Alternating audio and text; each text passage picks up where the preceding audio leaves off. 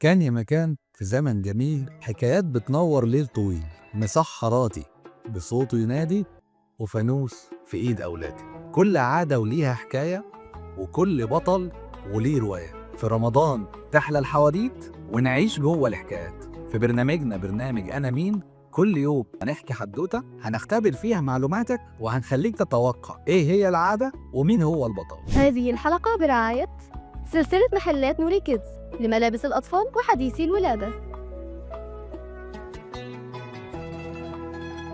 أنا مش مجرد نور في الضلمة بس يا بابا، أنا رمز رمضان وصاحب الهيبة.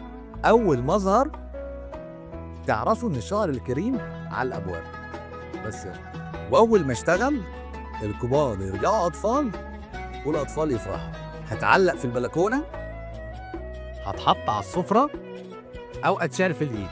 المهم إن نوري يفضل منور قلوبكم. عرفت أنا مين؟ يا ترى عرفت بتكلم عن مين؟ اكتب في الكومنتات. وعلشان تكسب معانا جوائز يومية تصل ل 500 جنيه تنساش تطبق الشروط اللي موجودة في الكابشن، واستنونا في الحدوتة اللي جاية. سلام.